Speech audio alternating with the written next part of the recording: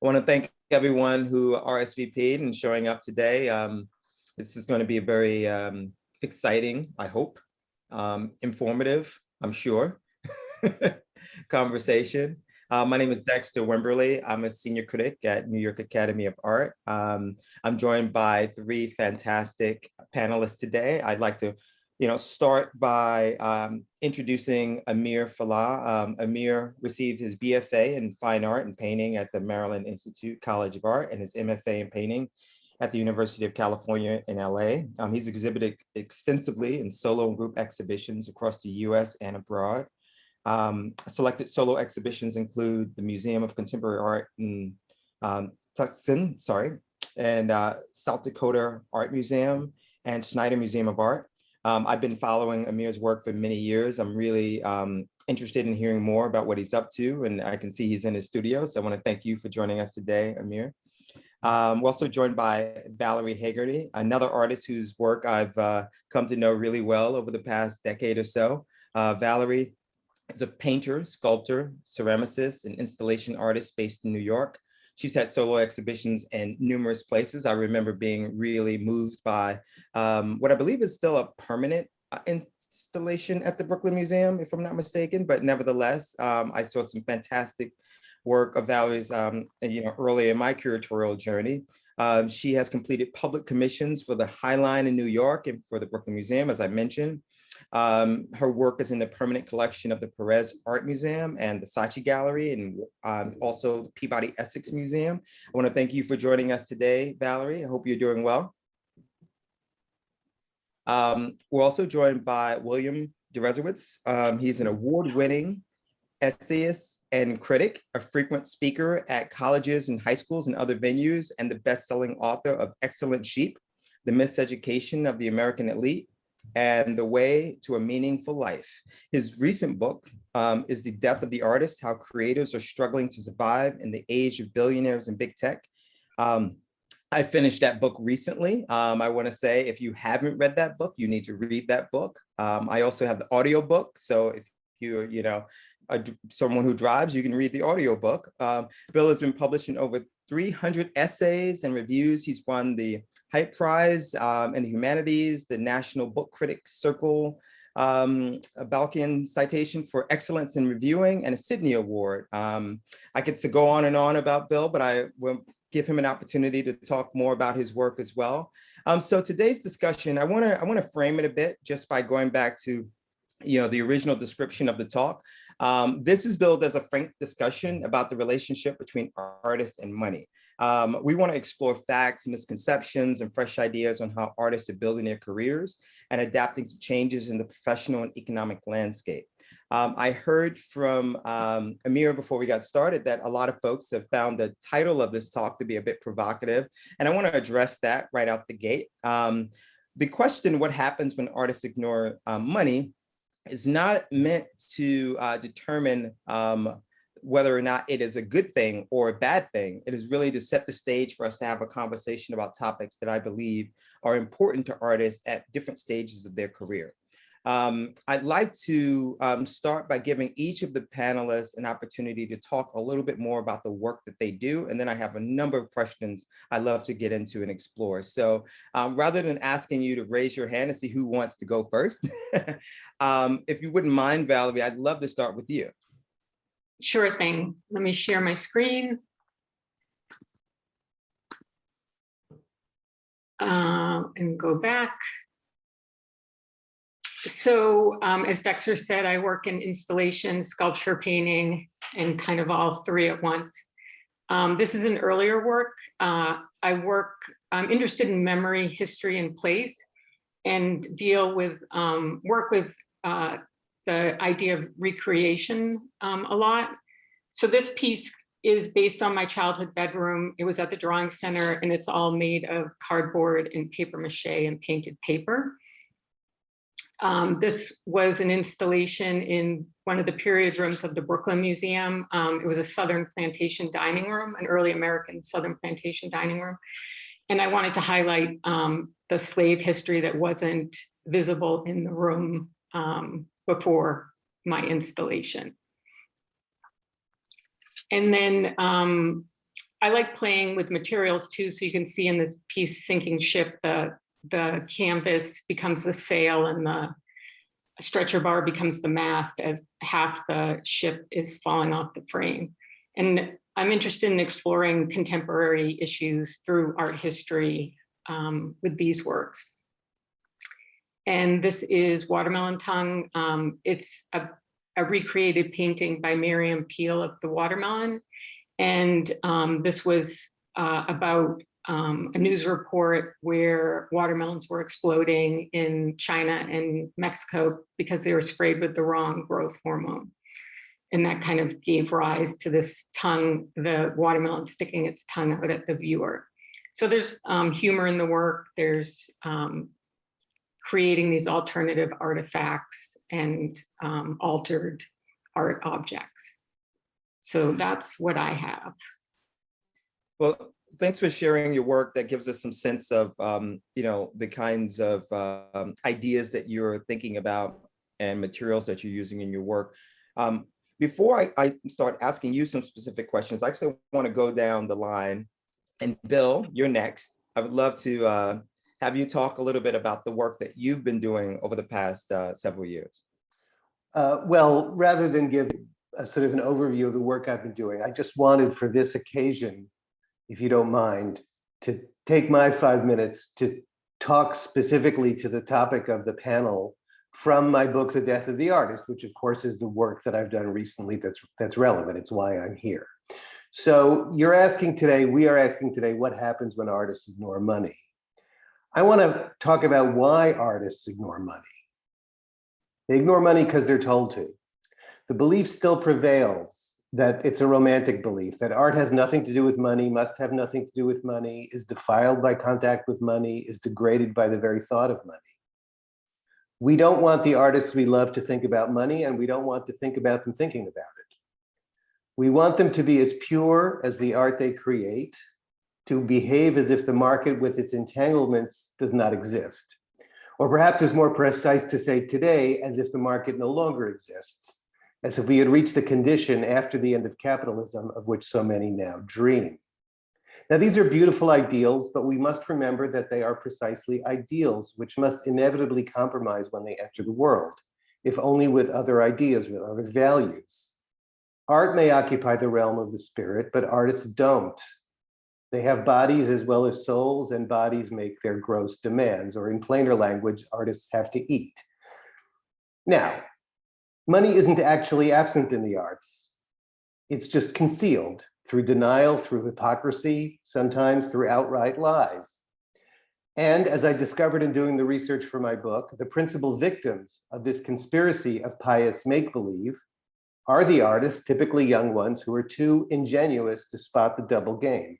If artists are often naive about money, that's because they've been told not to think about it. If they are often helpless when it comes to managing their careers, that's because they've been instructed to regard the word career as a dirty word. The major thing I was told by Katrina Fry, who's a consultant who works with artists, that she needs to teach her clients, who often come to her still in their 20s, often out of art school, but already jaded and burnt out from being shafted for so long, is to lower the psychological barriers to earning their living as artists, to silence the inner voices. In fact, I can't think of another field in which people feel guilty about being paid for their work, and even guiltier for wanting to. And the effects are not just psychological. A number of the people I interviewed, and I interviewed a lot of people, spoke about having suffered early on because they had swallowed the myths about starving artists who never think about money and would rather die than compromise their vision for the suits. One of the people I talked to was the illustrator, Andy J. Miller. He's got a podcast under the name Andy J. Pizza called Creative Pep Talk. And he says that in his industry, illustration, he sees all these artists who have all this baggage with money underselling themselves, while the people that are smart with money are profiting from them.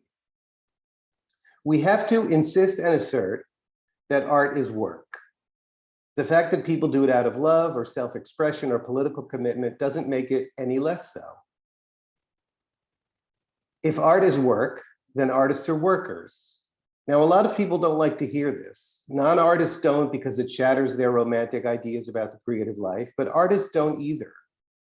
They also buy into the myths. They also want to think they're special. And to be a worker is to be like everybody else.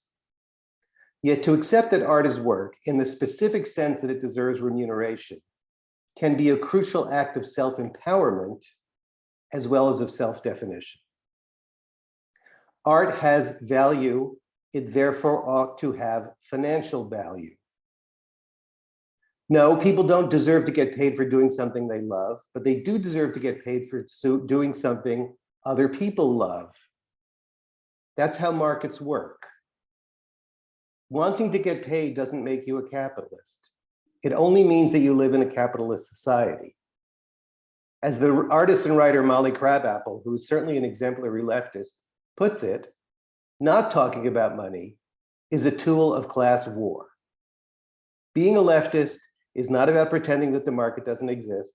It's about working within it, as long as it exists, for economic justice, for people to be paid not as little as their bosses or their audience can get away with, but as much as their work is worth.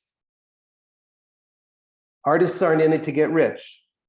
When an artist asserts that they ought to get paid and paid fairly, it's because they want to make a living, not a killing.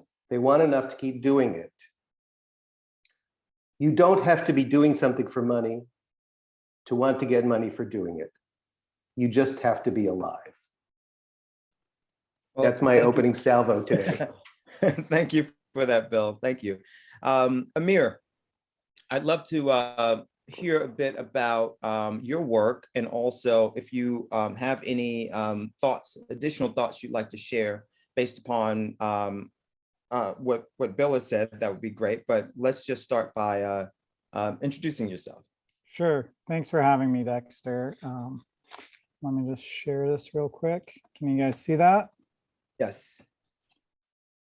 Well, all of my work deals with portraiture in one sense of the other. I started by doing these veiled portraits of people where I would actually go to my subject's home and do almost like an archaeological dig of their lives, where we would walk from room to room and we would pick up various objects, fabrics, quilts, mementos, trinkets, and we would talk about them and where they came from, what they meant to the person.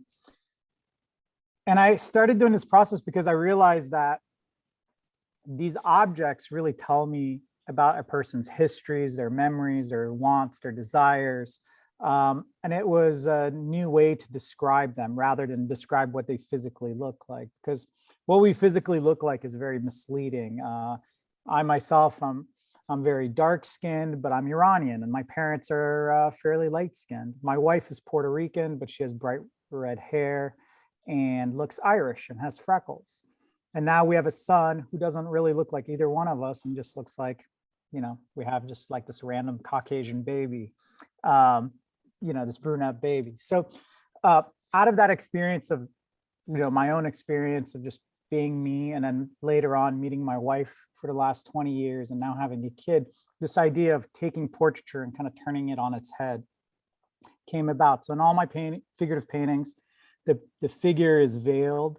Their skin color is this kind of like day glow orange color. And then all the objects, fabrics, everything in the painting references who the person is. So in the previous painting, this is a painting of a friend that's Polish, and all the images and symbols, the patterns all have to do with her background, her family, her memories.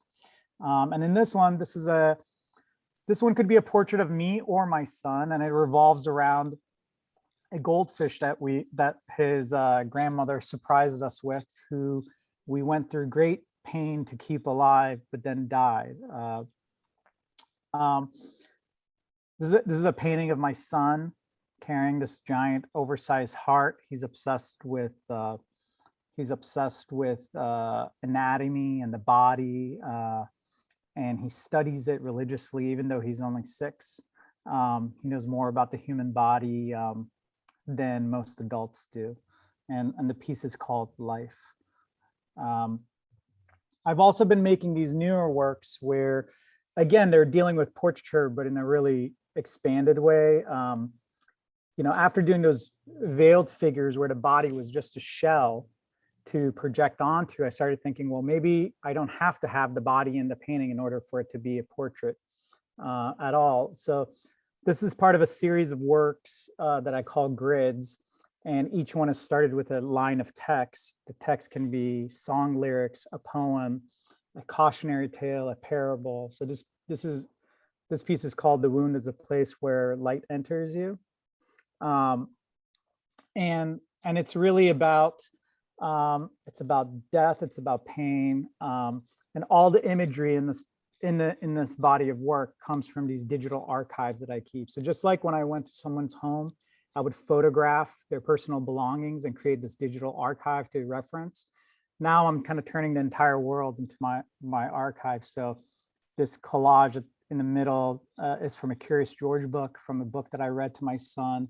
The skeleton is from like an old tarot card.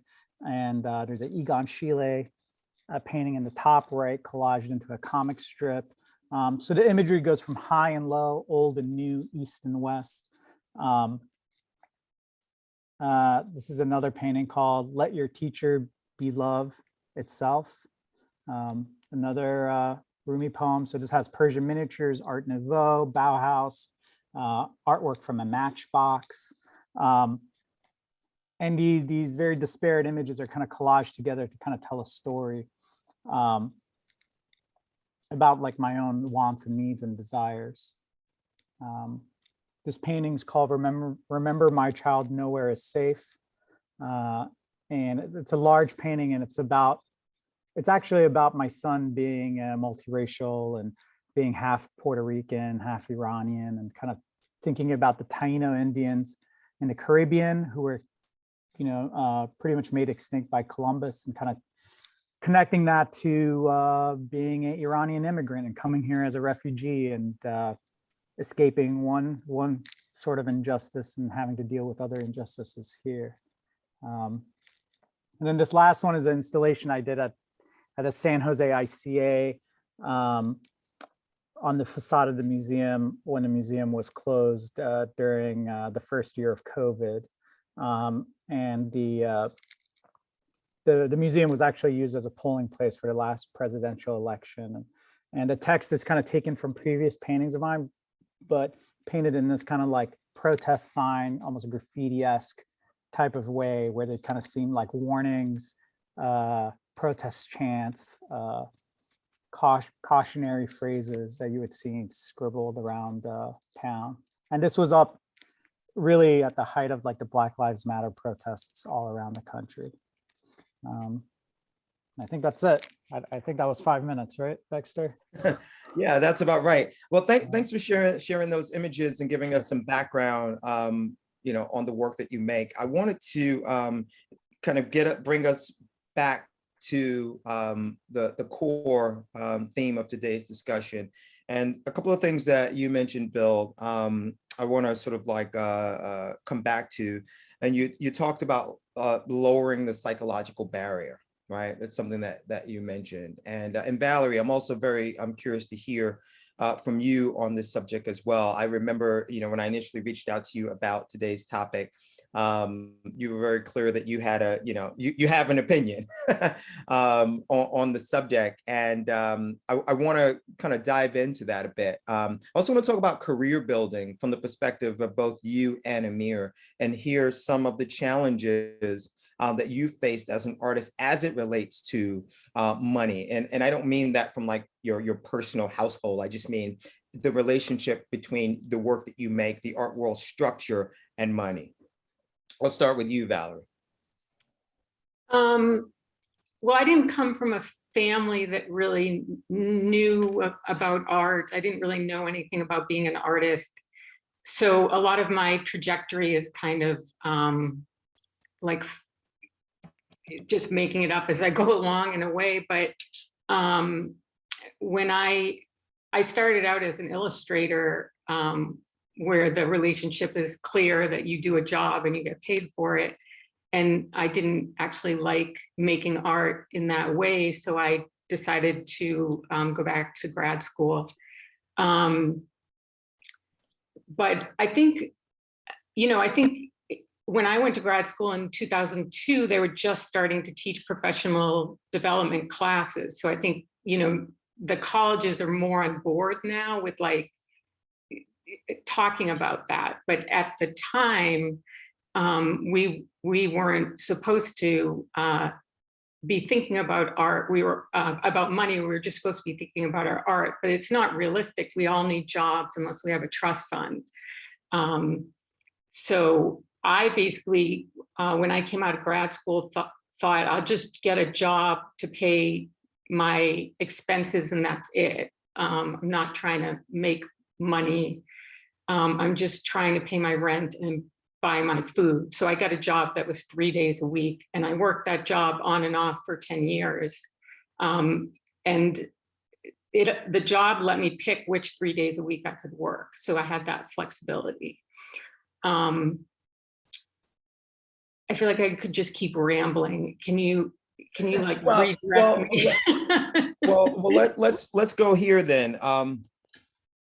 You are represented by a gallery, or maybe more than one gallery, if I'm not mistaken, right? And you know, I think that most people have a sort of an idea about how the relationship between artists and galleries work. And I just want to maybe give you an opportunity to talk about whether or not that was a shift in your career that that took you much further than you thought you would have gone otherwise. What are some of the pros and cons of that relationship? Not specifically talking to, you know, that gallery, but the pros and cons of relationships between artists and galleries. I think there's a great deal of misconceptions amongst young artists that, you know, getting gallery representation is sort of like a fait accompli. Your career is just completely, you know, going to take care of itself from that point on. Amir, I'd love to hear your take on this as well. So could we talk a little bit about the relationship between artists and galleries as it relates to, you know, the overall topic here?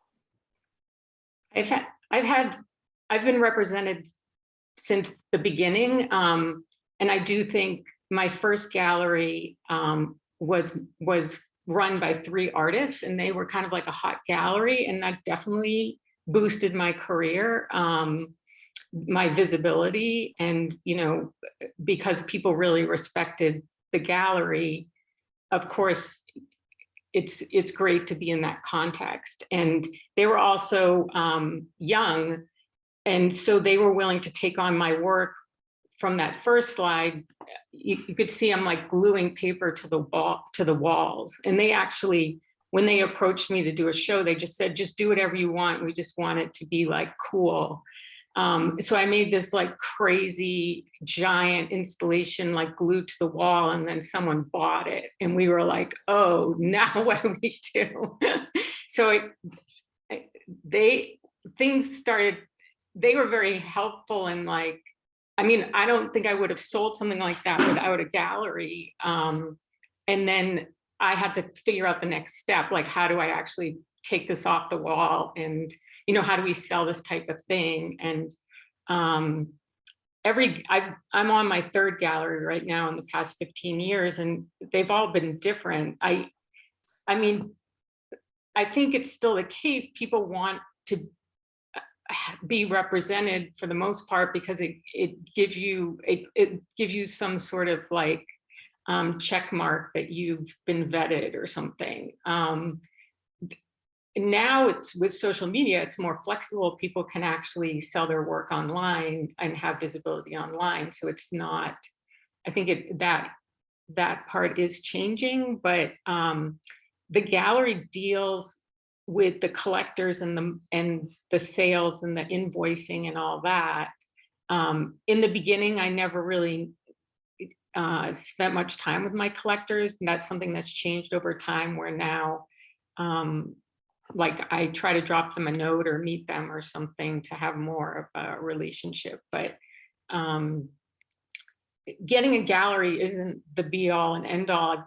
Actually, the time my career was the hottest and I was like selling work straight out of my studio, I was like miserable. I felt just like I might as well just go and lay brick at like the collector's house or something, because I was just working so hard. My work's really physical, and then someone comes in and buys it. No one sees it. I never see it again. I was totally burnt out. I hit a point where I just didn't even want to make art anymore. So, you know, be careful what you wish for. Like I thought that's what I wanted, and actually it was not what I wanted. I wanted a different type of lifestyle and career, and it's taken time to kind of figure that out. But I definitely work slower now. You know, in the beginning, I went to grad school in my 30s, so I didn't come to New York till I was 36. Like my art career started later. So I kind of felt like I had to say yes to everything and work, you know, twice as hard to get established. And now I don't say yes to everything. I take more time to do things. And I mean, I think some of that's just things you learn over the course of time, but Right. the gallery still does the invoicing, and they have a collector base, but I actually send them collectors from Instagram.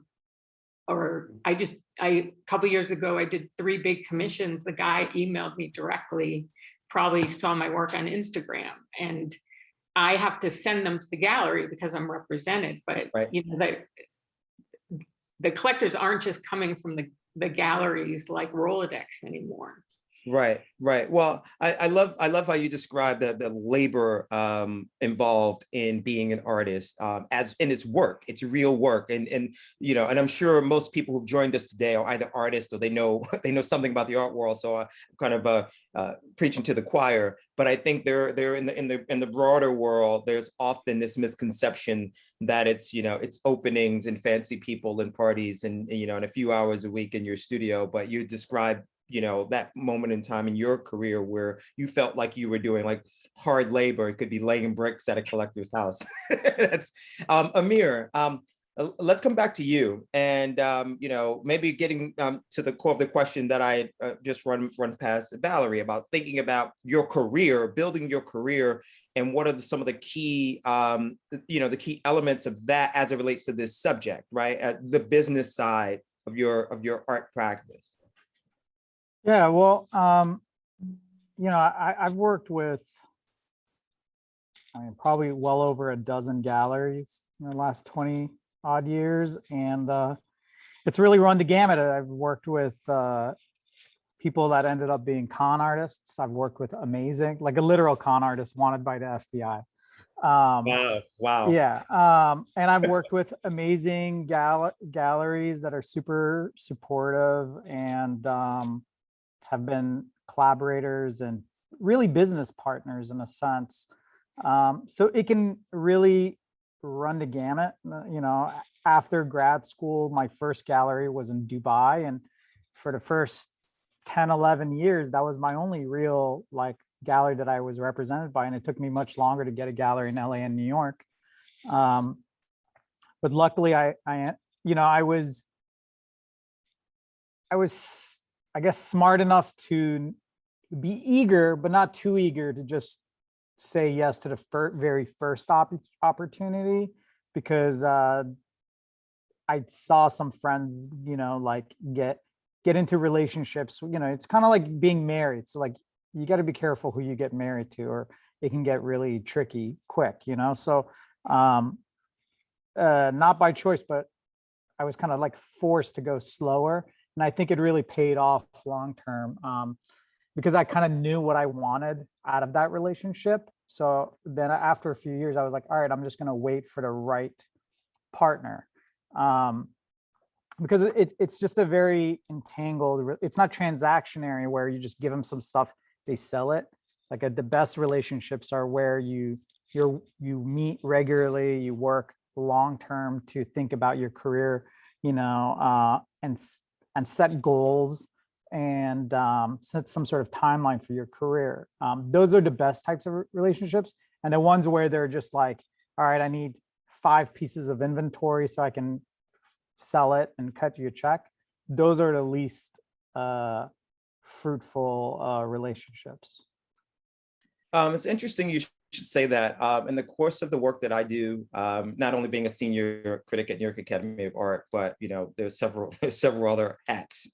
I talk to lots of artists at different stages of their career, and one of the recurring themes that often come up in conversations that I have is this, and we're going to move on from galleries, by the way. This isn't going to be an entire conversation about galleries, thankfully. But one of the recurring themes I often hear is that you'll have an artist who has signed with a gallery, literally signed a contract, and they're exclusively represented by that one gallery that only has like a regional or city footprint, but they want to represent them on the entire planet, but they don't sell much work at all. And then the artist is in this conundrum of wanting to be loyal to the agreement, but not selling enough work to sustain themselves. So their only other option is getting a job, which isn't a terrible option, but getting a job in addition to being an artist, or to suffer through the remaining agreement. So you mentioned you working with a number of different galleries. Can you talk about that balancing act a bit?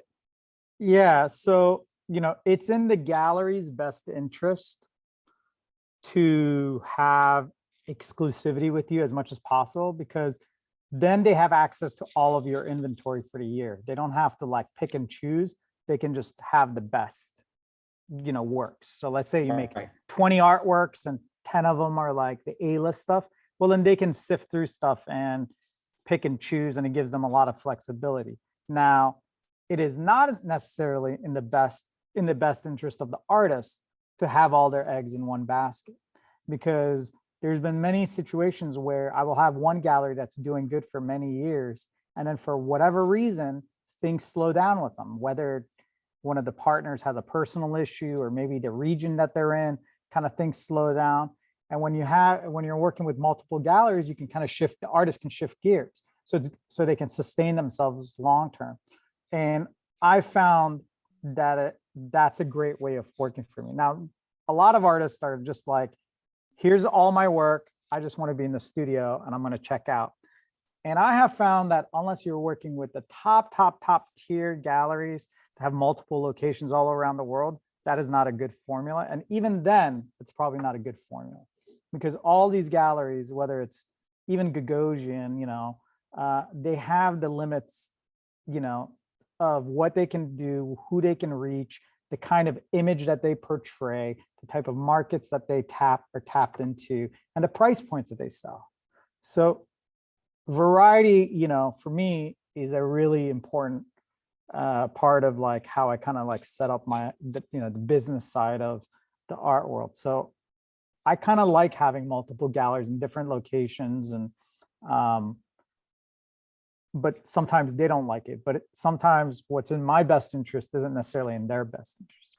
Exactly. Bill, in reading your book, Death of the Artist, How Creators Are Struggling to Survive in the Age of Billionaires in Big Tech, there's this, I guess part of the theme is how technology was supposed to help all creatives make more money and free themselves from the bonds of needing to be represented, and sort of change everything. What have you found to be the case as it relates to the relationship between technology and artists? Right, so let me say first, by way of clarification, that my book is not just about visual artists, but Correct. also about musicians and writers and filmmakers. And even within the visual arts, a lot of people don't make unique physical objects. So, animators and cartoonists and so forth.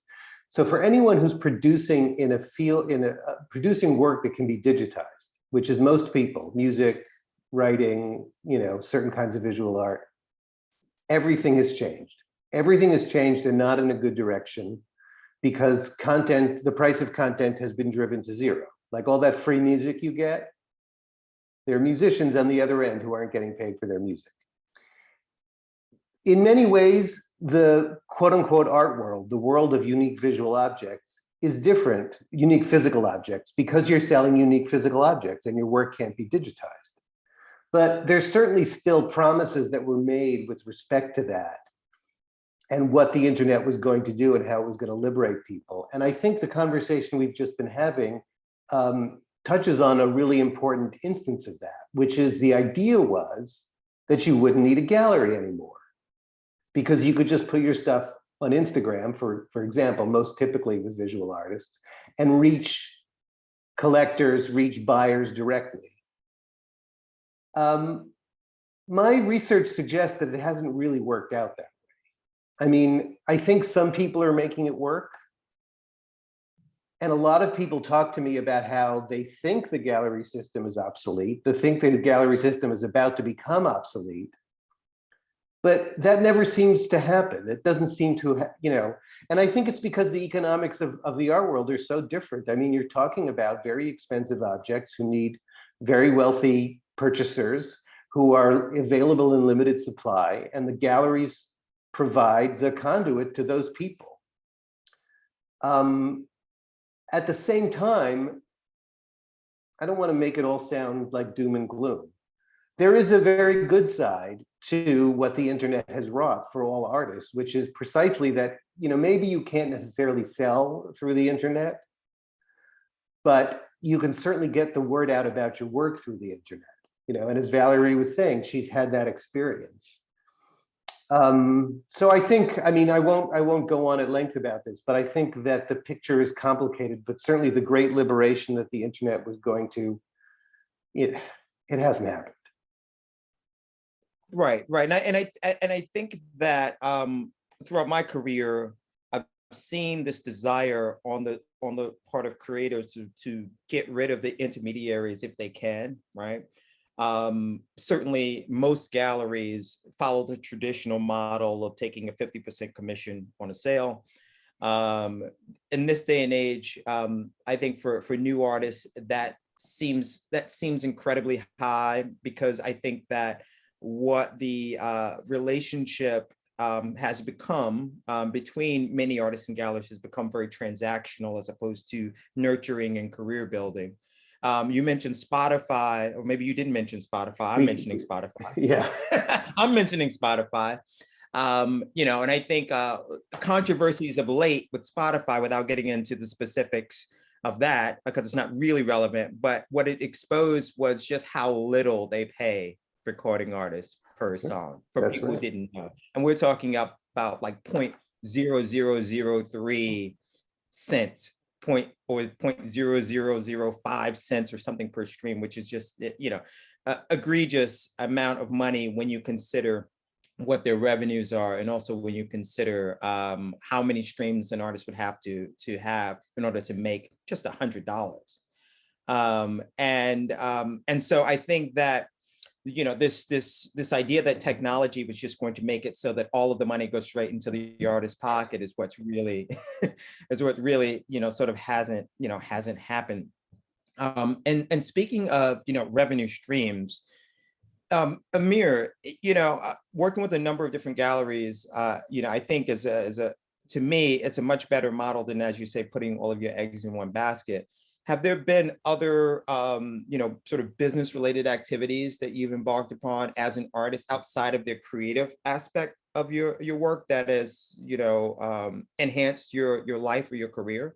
I see you're in a beautiful studio. I don't know if that's a place that you own or you rent, but I'm also curious about getting into some of the mechanics of being, a working artist and what some of those responsibilities are. Sorry, I was muted. I've done a ton of things to kind of pay the bills and keep things afloat. So when I was an undergrad and also in grad school, and for like 7 or 8 years afterwards, I ran a magazine called Beautiful Decay, and it was an art and design magazine that kind of it was a school project that kind of turned into a real career, and I ran that the entire time I was in school and then after school, and that paid the bills. That had like an offshoot of a clothing line where we collaborated with artists. I had a small design agency for a while. And I kind of did all these things to kind of, pay the bills while the art career took off. And then, and I actually had a studio at my home for 10 years straight in my 2-car garage. And when I outgrew that, I got this building. I lease it, but to kind of cushion the impact of having, a huge studio bill, I built out smaller studios to rent out in part of the building. To, it doesn't make my space free, but it subsidizes it and kind of like allows me a little bit of like wiggle room.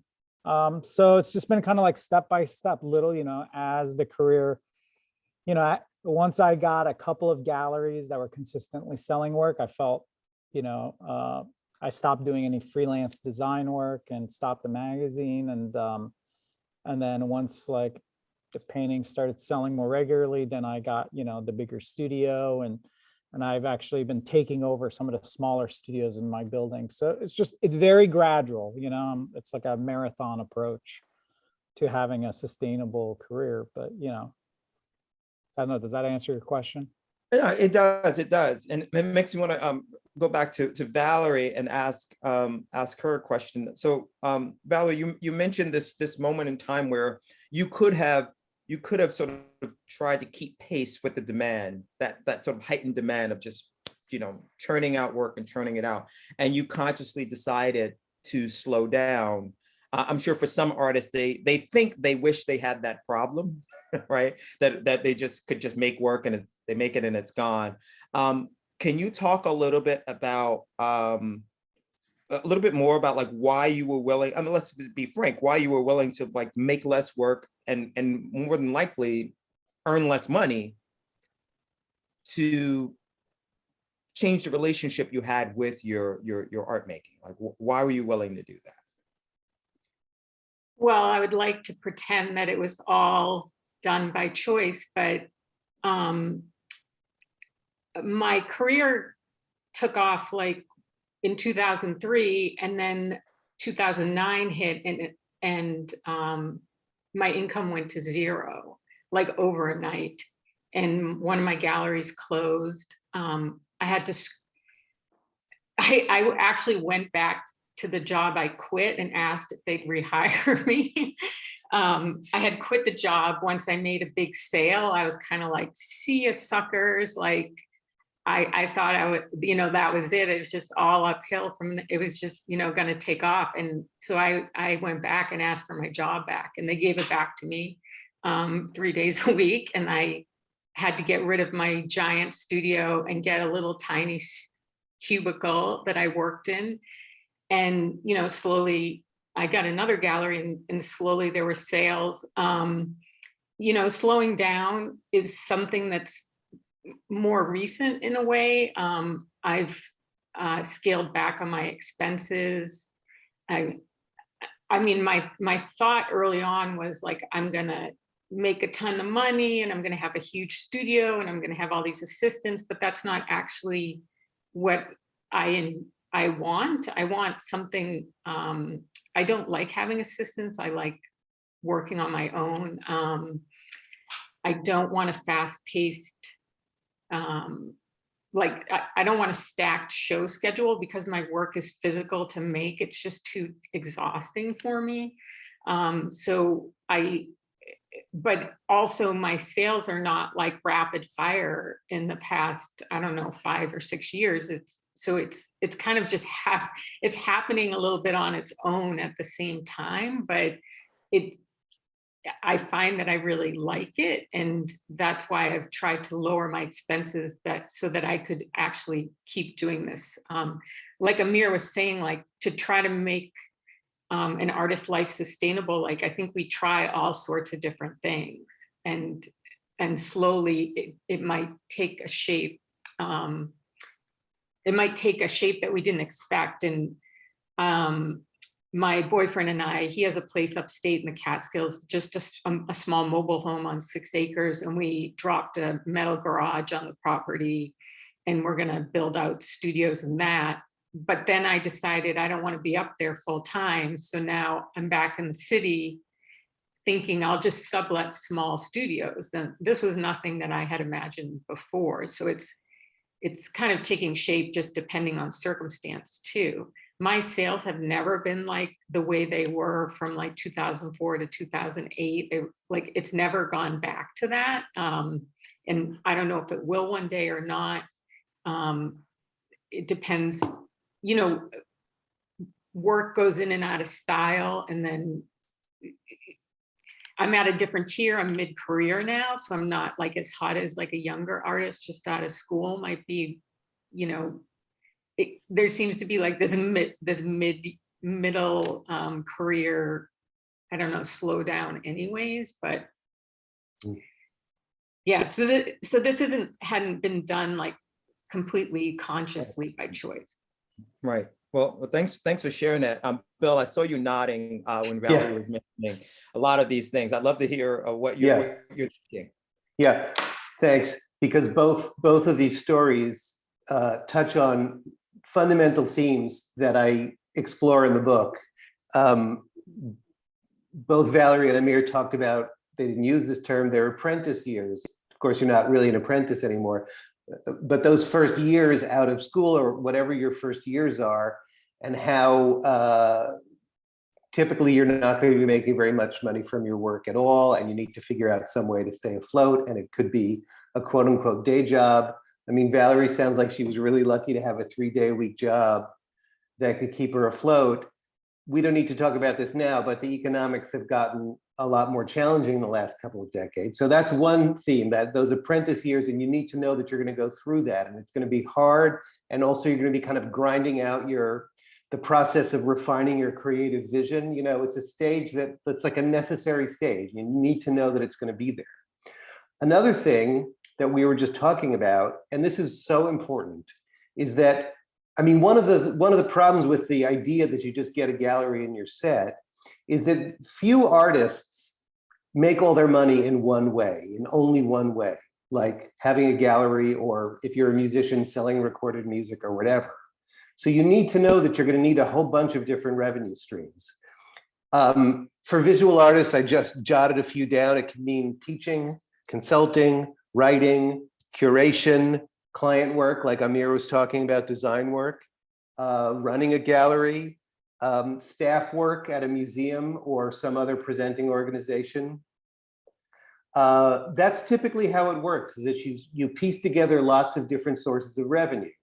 And it can be challenging to maintain that, just sort of administratively maintain that. But, and this is another thing that Valerie's story touched on, it's also really valuable to have different sources of revenue, because something can happen to wipe one of those sources out or to severely restrict them. So it's really good to have different stools, different legs for your stool. Valerie talked about keeping expenses low. Very, very important, right? I mean, worrying about the other side of the balance sheet, of the expenses side, is going to take a lot of the pressure off of the income side, if you can find a way to live like that. And that's also become more challenging in the last 20 years. And then just the last thing I'll say, art in so many different ways, being an artist in so many different ways is different from being another kind of professional.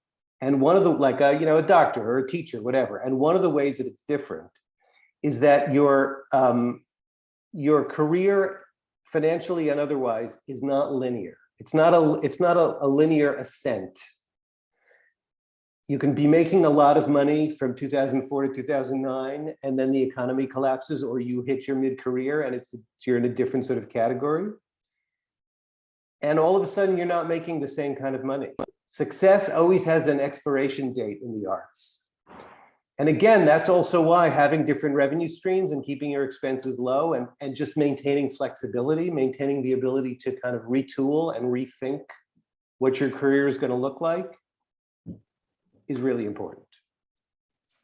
Thank you for sharing that. There's a question that's come in, and I want to ask it now before we run out of time. The question is, being a decade out of grad school myself and not having gallery representation, finally moving towards making the work I feel that I could show at a gallery. What are some of the ways you've gotten your work seen? I guess this would be for Valerie and Amir. What are some of the ways you've gotten your work seen by galleries? And gotten back into it after losing it or life changes? I'm not sure about that part of the question, but let's deal with the getting your work seen part.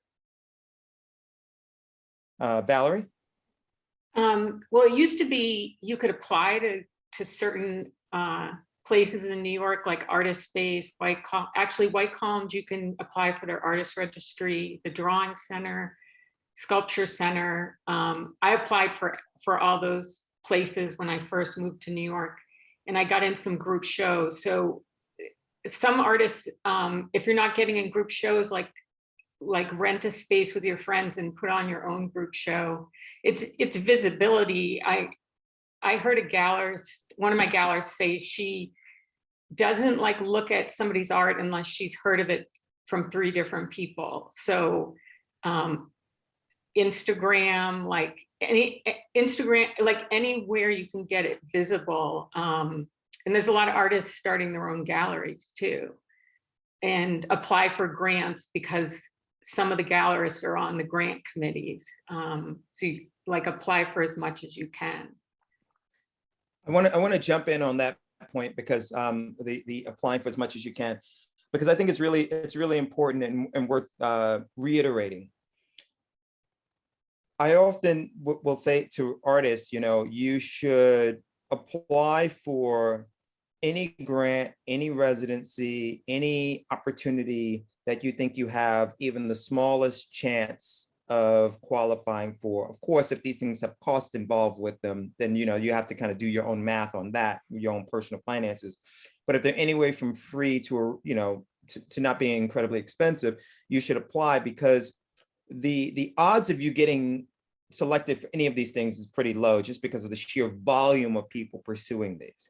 But if you get to a point where you always have 5, 10 different applications out there in the world every other month or so for different opportunities, not only will you heighten your chances, but you lower the psychological blow that happens when you don't get something that you're pursuing. I've seen artists pursue a very prestigious residency, for example. I will name no names. Year after year after year, I'm talking about almost to a point of a decade of pursuit, and every year they're crushed. And I go, well, why would you constantly pursue the same thing when you can just put more of your energy into multiple opportunities, as opposed to this one thing you think you're going to get and it's going to change your life forever, which often isn't the case. Amir, I'm going to give you an opportunity to talk to the getting your work seen question. Yeah, well, let me 2 things. So one, I totally agree with you about applying to things. When my wife was pregnant with our son, I thought my family was going to move out to LA and help us take care of him. And then 6 months into the pregnancy, my parents were like, we can't move to LA. We don't have enough money. The housing market's too crazy there. And I was like, oh crap. Now I got to come up with like $30,000 to $50,000 a year for a nanny, because my wife and I both work.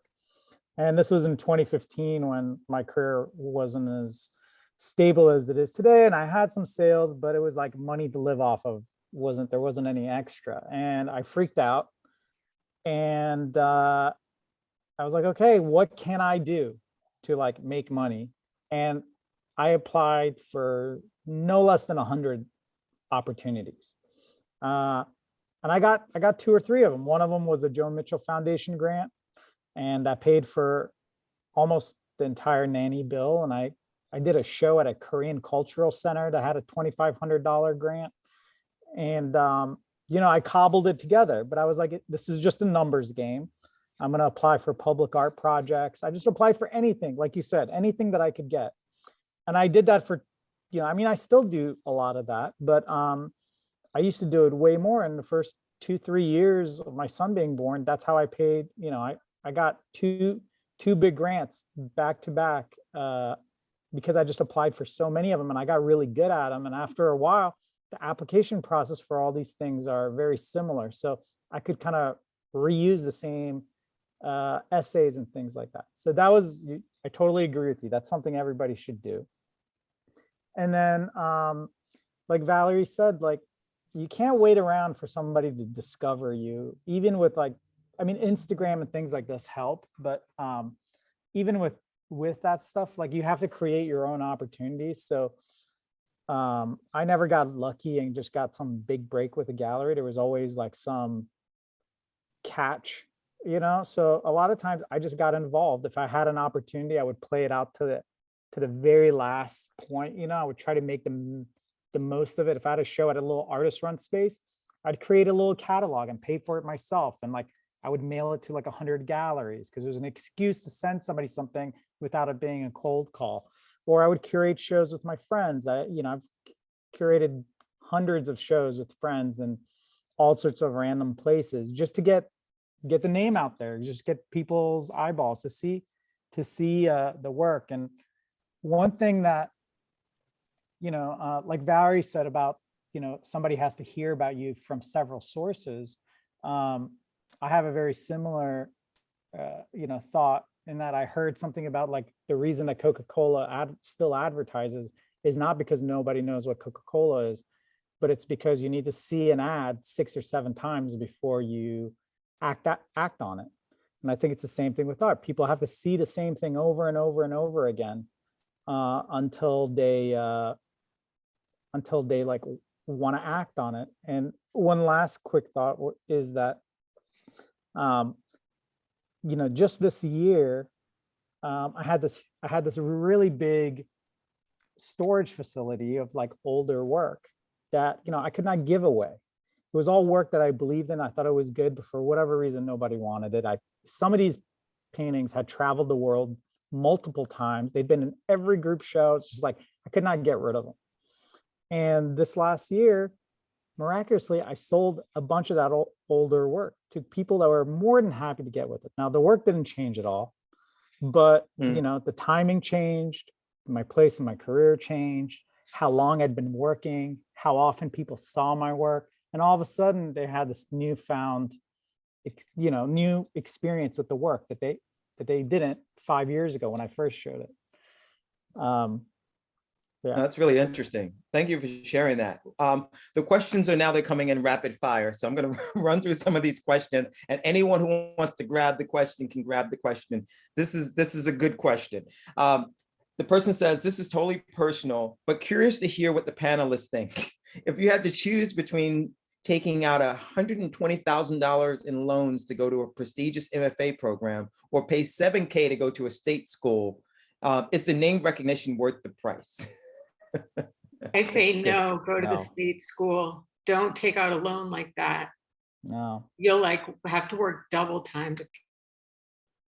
I agree with Valerie. Also, something that location of where you go to school can be important. Like, if you're in the Midwest in the middle of nowhere, you're gonna be at a disadvantage connection wise, right?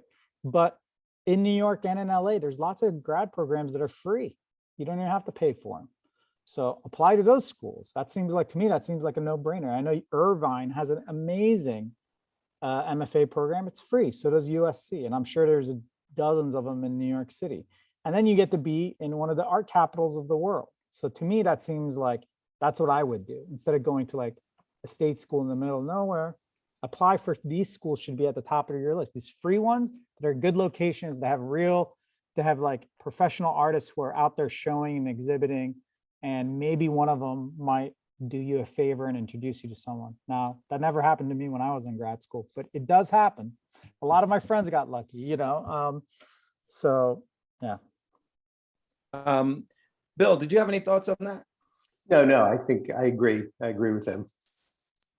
Another question that's come in is, laboring and succeeding in the art world seems hinged on lots of informal, social, and intangible things. How can we hope to impose any degree of predictability or structure on something like that? I don't know if there is predictability, but I would say in terms of social interaction, to get with a community of artists, be generous with your artist peers and do studio visits with them. And I think that's my greatest joy of being an artist, is to be part of an artist community. And that's how we get the most opportunities, is by talking to each other and I just got asked to like nominate people for a grant. Like if I'm not coming to your studio, I don't know about your work. So I think, and yeah, so I'm not sure if there is predictability about a career. You can get a job and make art. Most people have to work another job. So. Well, thanks for sharing that. No, just I think to echo what Valerie was saying, there's no predictability. What I found so often in interviewing people is that there's serendipity, right? There's so much luck, and so much of it has to do with, you know, who you know and being in the right place at the right time. But as the other panelists were suggesting, the more places you're in, the more people you have connections to, the more chances there are going to be that somebody's in the right place for you. Thank you. Here's an interesting question. Do you think that artists that already have a persona online that are capable of selling their work directly to buyers is a turnoff to galleries? This person says that they want to eventually find a gallery to work with, but after making thousands of sales directly online and having a larger part of their persona being connected to applied arts, AKA jewelry and design versus painting and sculpture. They want to make their art career more visible, but they're concerned that they may be blurring the lines too much between being an artist and being a crafts person that makes jewelry. It's kind of a complicated question that might require more time than we have today. But does anyone have any opinion on that?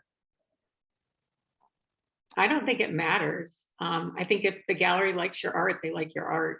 If they're not going to care that you make jewelry too. I mean, I have a friend who's does very well with her ceramics, and I know a couple of traditional ceramics like pots and things like that. She's also an amazing sculptor, and I know that she's had some galleries tell her like, you got to knock off this business that you have. You know, they see it as like it gets in the way. But but she also wanted to just call it her name. She could have just easily like taken herself out of it as the branding component and just made it an anonymous company, and then it's not an issue. She wanted to be like the face of it. And so I don't think it necessarily matters, but even if it did, to me, it seems like it would be very simple to kind of like separate it out, just come up with a name, take your pictures of you out of it, have your spouse or a friend model for it, or, there's so many ways you can work around that. No, absolutely, absolutely. And I think that the key word that they used in their question was persona. So I get the feeling without knowing this person or the work that they make, that they have sort of put themselves forward, visibly as the creator of these craft or these jewelry items. And that, to your point, could be a bit problematic because a gallery will eventually want you to be known for making paintings or making sculpture, whatever it is that they're attempting to bring out into the world. A question that's come in regarding those works you sold from storage, Amir. Did you sell the work right from your storage, or did you do it through a gallery? This person says that their husband, they say, my husband and I are both artists and have been paying to store art in our storage for a long time, and they're just questioning what to do with it. They've all been shown all over, but now it feels just like a money suck or a drain, that they're just holding on to the work indefinitely. I mean, in my case, it was through galleries, and there was just, it was more of a demand thing. The demand went up. I couldn't produce more, so that, people, in this instance, I was able to sell those works. But I think every situation is different. I mean, I don't want to say, sell it yourself or through a gallery, or, you can always trade. That's a great option. I've traded a lot of work over the years. I certainly wouldn't destroy anything that I believe in. I mean, I have destroyed work in the past, but it was stuff that were kind of like duds, but the stuff that I felt really passionate about, if I'm willing to still show it like 7 or 8 years later, then it means that I still think there's some value to the work, but only they can answer that. We're down to the final 5 minutes, just as a heads up on that, and letting everyone know. Here's another question. Given that collectors and connections come in from the artists as much as they do through galleries? Is the market rate of a 50% commission still justified? And what should an artist expect in return for such a relationship? I think the second part of that question is the most interesting thing to me. What should an artist expect in return for that relationship with a gallery? Would someone like to share any thoughts on that? I think you should at least expect a brick and mortar space and to be getting a solo show every 2 to 3 years as like baseline. Yeah. And Amir, before I have a comment, but and you, Bill, if either of you want to talk about that what should be expected component of that question. Yeah, I mean, I feel like I second what Valerie said, those things. And also it should be more than just a transactional relationship. So there's sometimes you have these kind of like, for lack of a better, sleazy art advisors, you know, with Gmail accounts, and they really don't do anything and they want 50% of a sale through your studio. And that's absolutely ridiculous because they don't represent you.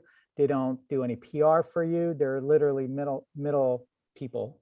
And so in those cases, I wouldn't give them more than 25% at the most. But if it's a gallery that's taking your work to fairs, they're exhibiting it, they're promoting it, they're talking to curators and collectors about your work, well, that's, you know, that's what that extra 50% is for. And that's why art advisors make 10 to 25% maybe.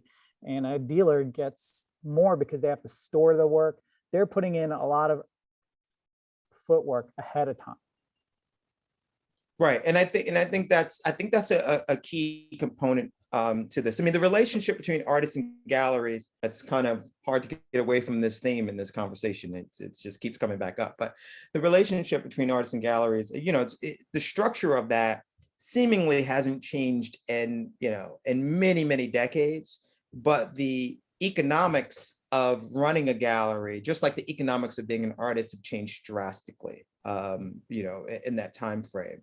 And so what I would often say when asked that question about what should an artist expect if they're giving a gallery 50%, well, I think you hit the nail on the head of saying there should be a set schedule of how many times they're going to show your work per year or 2 years, whether it's a group show or solo show.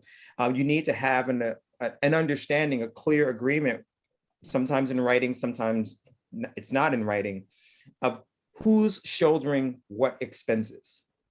I won't spend too much time on it, but I think that like that piece of the puzzle right there is that could be the death knell of the relationship. When an artist gets a bill from a gallery that they were not expecting for shipping or printing or any of these costs, you're expecting this commission. Well, you're giving the gallery commission, you're expecting your payment from the sale of your work, and then it's offset by some unexpected expense that you and the gallery were not on the same page on. Who's paying to ship this work from LA to New York or from New York to Switzerland, whatever it is, it needs to be clear. I think those things are really important to iron out in the beginning. And have it in writing. Yeah. Even if it's an email with bullet points of, hey, this is what we talked about today. This is how we're going to be doing it. Have something in writing, because if you don't, it's going to come and bite you in the ass every time. So we're at a time now, we're down to like final thoughts now. Bill, is there anything you'd like to share before we conclude today's conversation? No, I mean, I think we really covered a lot of ground. I will just pass the baton. Valerie, I want to thank you. I want to thank all of you for this discussion today. We've gotten some really great comments come in, really glowing comments, which is great because, as I mentioned, it's very early in the morning for me. So it's good to know that this worked. Do you have any final thoughts you'd like to share to any artists that are joining us today, Valerie, that might really be struggling with this sort of psychologically, this relationship between their career and money and their expectations versus realities? I mean, I think most artists have to have other streams of income. The more, the better. Don't expect to make your living just selling your work, and take advantage of social media. If you see an artist who seems to have a career you're interested in, email them and ask if you can buy them a coffee and talk to them about it. It's really easy to access people now directly, and we all should be helping each other. Like artists should be helping other artists. So I don't know if that'll get me a bunch of phone calls, but feel free. I do like coffee, so. Expect that it will. Expect that it will. You certainly will get some emails. Amir, how about you? And I'm sure a lot of artists, and I won't just say young artists, but a lot of artists probably reach out to you and ask for advice. Is there anything you'd like to share about your journey that you think would be worth someone hearing? Maybe something a bit telling or inspirational, or not? I think the best advice I've ever gotten was to just treat it like a marathon and not a sprint, on every level. It's always better to have a steady, even growth year after year than like an immediate meteoric rise, because the faster you go up, the faster you're going to come down. So like I kind of like the fact that I'm mid-career, and I feel like my career is kind of just really starting, even though I've been doing it for a while. And because I always think like people are like, oh, by the time you get mid-career, like things slow down. Well, I'm like, well, it barely even started, so maybe it'll slow down when I'm like 60 and I'll be exhausted anyways. But yeah, just to go really slow and not be scared to make things happen for yourself. You can't wait around for other people to fulfill your dreams. Well, I couldn't think of a better sentence to end on. I want to thank the three of you for giving us your time today. Thanks, New York Academy of Art, for being the platform for this conversation. Thank you to all of the people, well over 100 people that joined us today for this discussion from all over the world. I want to thank you all. Everyone have a great evening, and we'll see you soon. Thanks, guys. Thanks, guys. Thanks.